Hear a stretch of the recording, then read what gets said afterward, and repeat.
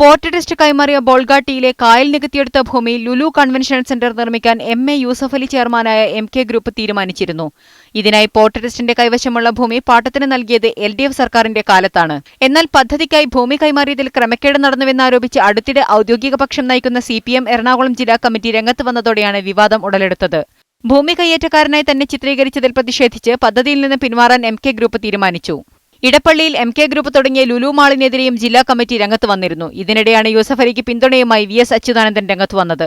ബോൾഗാട്ടിയിലെ നികത്ത് ഭൂമി എം.കെ. ഗ്രൂപ്പിന് കൈമാറിയതിൽ ചട്ടവിരുദ്ധമായി ഒന്നും നടന്നിട്ടില്ലെന്ന് V.S. അച്യുതാനന്ദൻ പറഞ്ഞു. ചട്ടത്തിനും നീതിക്കുമെല്ലാം വിധേയമായിട്ടാണ് ചെയ്യുന്നത്. പണി തുടങ്ങി 5 കൊല്ലം കഴിഞ്ഞു. അതിനിടയിൽ ഒരു പരാതി ഗവൺമെന്റ് കിട്ടി.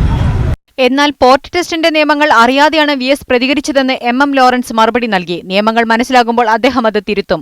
യൂസഫ് അലിയുടെ കയ്യാളാണ് V.S. എന്ന് കരുതുന്നില്ലെന്നും M.M. ലോറൻസ് പറഞ്ഞു. V.S. ഈ പോർട്ടുമായി ബന്ധപ്പെട്ട നിയമങ്ങൾ വേണ്ടത്ര മനസ്സിലാക്കിയിട്ടുണ്ടാവില്ല. അതുകൊണ്ട് പറയാൻ ഇടവെന്നാണ് എനിക്ക് തോന്നുന്നത്. അത് മനസ്സിലാക്കി അദ്ദേഹം തിരുത്തുമെന്നാണ് എൻ്റെ ബോധ്യം.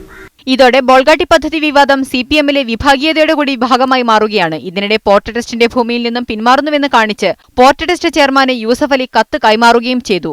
വിവിധ ബ്യൂറോകൾക്കൊപ്പം ന്യൂസ് ഡെസ്ക് മീഡിയ 1.